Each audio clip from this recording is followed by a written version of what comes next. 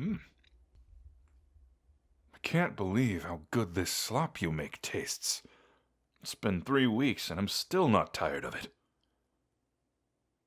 Fine, I'll stop calling it slop. But if you had seen all the food I've had in the Great Hall and the local taverns, you'd be calling it slop too. But I have to admit, this tastes better than most of what I've had. What do you mean? I didn't say anything. Anyways, it can't just be because of your own special blend of seasonings, or the vegetables you put in here, or even the tender and succulent meat.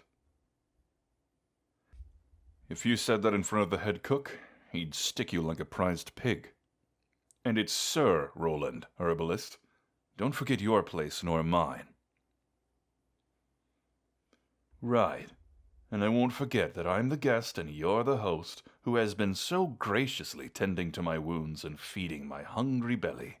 I'll be forever in your debt, dear Herbalist.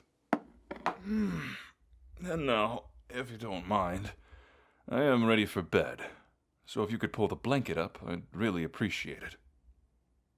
And fluff up my pillow while you're at it. It's getting a little flat. Hey! Excuse me! How dare you? I've suffered a severe head injury and now you want to make it worse. Maybe you want me to stay longer. No, I don't want to stay any longer than I have to. Being in your company is grueling enough without dealing with my broken leg and broken arm. Look, I'm sorry. I can't help it with those nightmares. I'm sick of them too, for your information. They're nothing but a nuisance. No, I don't want to talk about them. I'm sure they'll go away on their own in no time. I don't want to talk about the direwolf either. It's already done a fine job destroying my body. And I'll be damned if I let it destroy my mind as well. Just leave it alone already. What part of leave it alone do you not understand? I don't want to talk about it, and that's final. Don't you dare mention my friends. They're gone, and nothing I can do will fix that, or bring them back. When I say I don't want to talk about it, I don't want to talk about it. Do you understand, peasant? Fine. Do you understand, Herbalist? Good. Now, good night.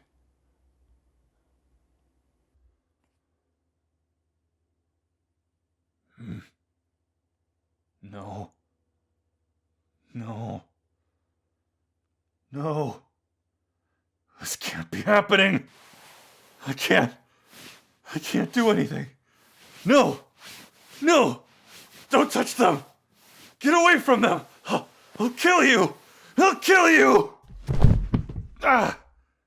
God damn it all. No, I don't need any help. I can get up and get back into bed myself. Ugh. Damn it!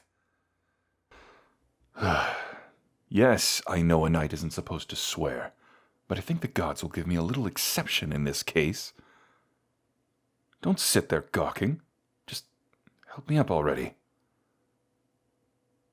Thank you, Herbalist. Now, leave me be. Are you daft? I said I don't want to talk about it, so stop badgering me. Why can't you just let this go?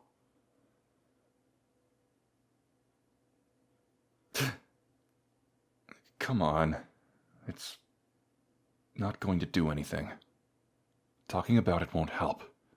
And it certainly won't bring them back. They're dead and gone. And I couldn't stop it. I shouldn't have survived. I should have died with them. You really think opening up will help? That it'll stop the nightmares? I just have to be brave, huh? Very well. Let's get this over with. Help me sit up, will you? You can sit on the bed. Might as well get comfortable since I don't know how long this will take. All right. We were sent by King Harold to search the woods for a giant dire wolf that had been attacking nearby villages. When the attacks began, not much was done, since the most the wolf did was target flocks of sheep. Then, it began targeting cattle, and when it had its fill of the cattle, it moved on to the young shepherds and peasants who worked the farms. No one would believe them when the survivors and witnesses claimed that this wolf was beyond ordinary. The nobility brushed off the attacks as nothing more than collateral damage, something to be expected when minding the flocks. It wasn't until the direwolf slaughtered a noble son's entire hunting party that the threat was taken seriously. From what we were told, hunters tried their hand at bringing down the beast first. Let's just say it did not end well. They had assumed it was a pack of wolves, not just a lone beast, and prepared as such. None survived. A second group, this time the best hunters in the kingdom, fell to the claws and jaws of this creature next. Do I have to keep going? Please, can we stop? All right, I'll keep going. It was only after the second hunting party failed that we were summoned by the king. We were told that after every brutal attack that the monster fled into the king's woods, so we were to start our search here. It was me and my friends, William, Henry, Cole, Elias, and Gareth. All of us grew up together in our noble houses. As the first sons, we were trained to become knights, and to eventually serve under the king. We sparred together, completed missions together, fought in battles together. They weren't just my friends, but my brothers. What's with that look? They were more family than those who were by blood. I don't expect you to understand that, seeing as you're out here all by yourself. Unless you did have family once. You're not going to take a turn to talk? Fine. I'll keep going. Well, we had been traveling through the King's Woods for a couple days. For a week overall. The hunting path we were led on led us to an open meadow. Figured we could set up camp before we start hunting for the beast. But, to be honest, I don't think there was any way for us to prepare for what would find us. It was so eerie at first. After we dismounted our horses, the forest suddenly grew silent. There were no birds chirping or flying in the air, no buzzing insects, no chattering creatures, not even a whisper of wind. Just dead silence. The sun was no longer shining. Gray clouds rolled in, snuffing out its warm rays. All we could feel in the air was dread. And then it was there. We turned to where we heard the terrifying howl. Hiding in the dark shadows of the trees, we saw its eyes, glowing blood red, staring back at us. We were frozen. The eyes were too big and set too high up for a normal wolf. Even the dire wolves I had heard of would be dwarfed by this monster. The wolf slowly made its way out into the open. You could feel the ground shake with each step its paws took. Its looming form stood taller than my steed. I dared not move, but glancing at my brothers, I could see they were just as terrified as I was. I felt the cold touch of fear trickle down my back. Could you... Please, just hold my hand. Please, Herbalist. I just really need... Oh. Thank you. Before we could react, it launched itself toward the closest one of us. Cole never stood a chance. He hadn't even drawn his sword from its sheath before that monster was upon. It pinned him to the ground and ripped out his throat before he even had a chance to scream. The horses fled into the woods as it moved on William next. He at least had his sword drawn. He tried to slice into the direwolf's side, but all he succeeded in doing was pissing it off. William screamed as it turned and bit down into his shoulder. It ripped out his arm easier than tearing apart old linen. It just continued tearing him to shreds as he fell to the ground. Blood and viscera were staining the grass.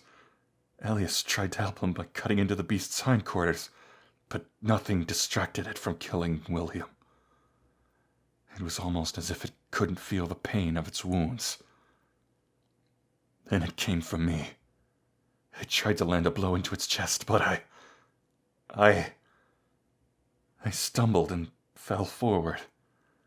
I guess the creature leapt over me, and it sunk its teeth into my sword arm. I guess it was trying to rip my arm off too, like William's. But now Elias, Gareth, and Henry were rushing to my aid. It let go of me and tried to drag me by my leg towards the woods. The pain was horrible. I couldn't stop screaming. I could feel my legs snapping as its fangs crushed the plate armor.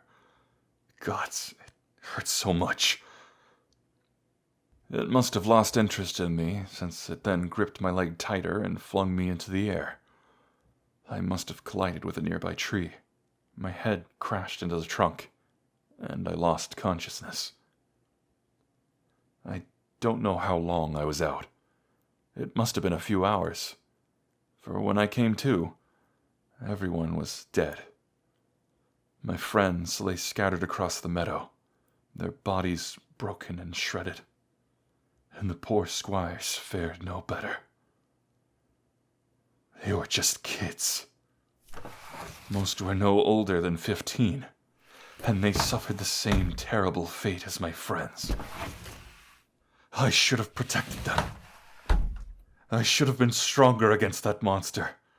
Henry, Elias, and Gareth tried to save me, and they're dead because I couldn't keep my footing. I could have struck the killing blow if I hadn't failed. I'm a failure as a royal knight. I should have died alongside them. I shouldn't have survived. I failed my king. I should be dead.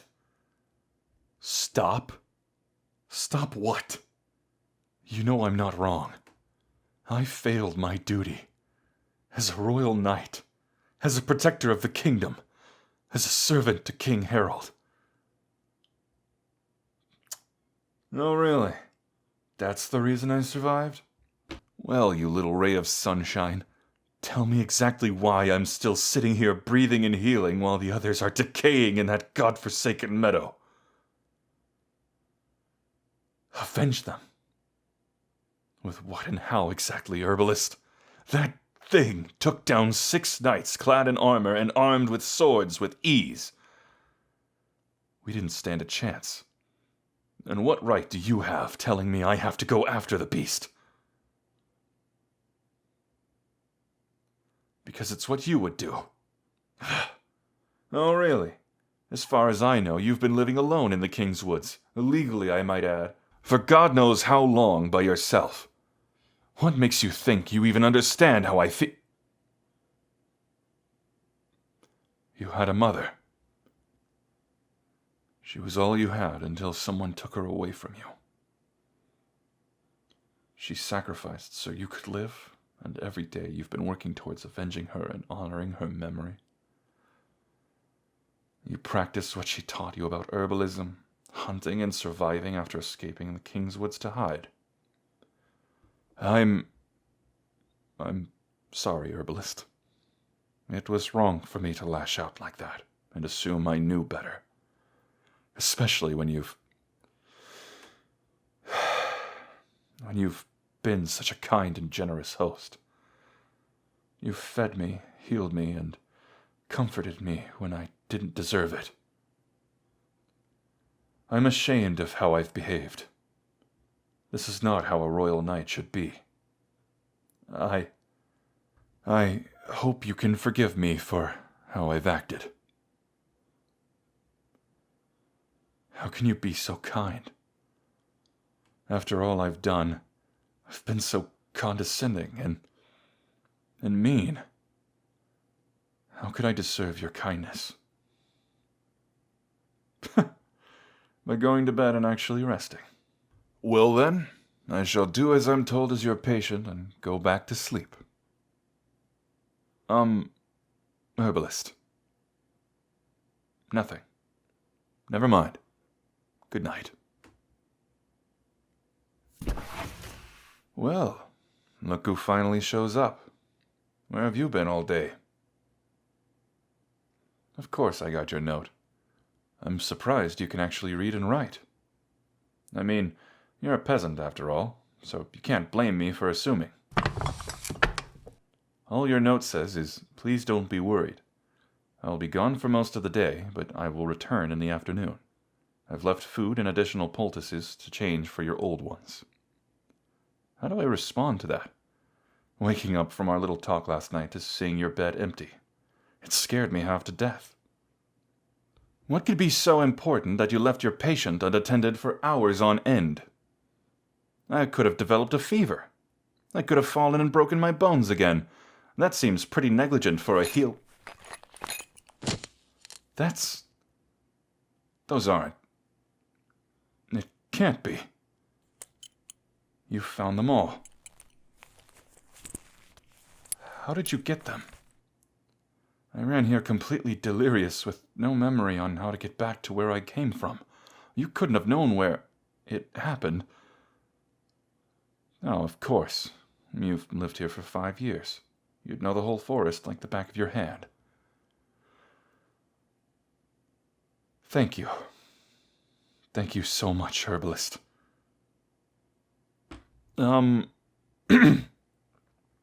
Thank you. I should have thanked you last night, so I'll thank you again now.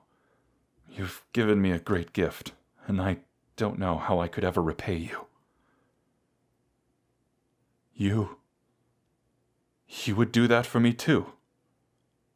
But it's insanely dangerous. And there's no guarantee you nor I could take down that giant direwolf. Well, yeah, I guess you're right. It's not exactly safe here with that thing roaming around. You sure you can come up with something? All right, I believe you. Can I ask, may I have... Oh, you need to go check the trap for dinner. You'll be back soon. Very well. I'll be here. I just need a moment.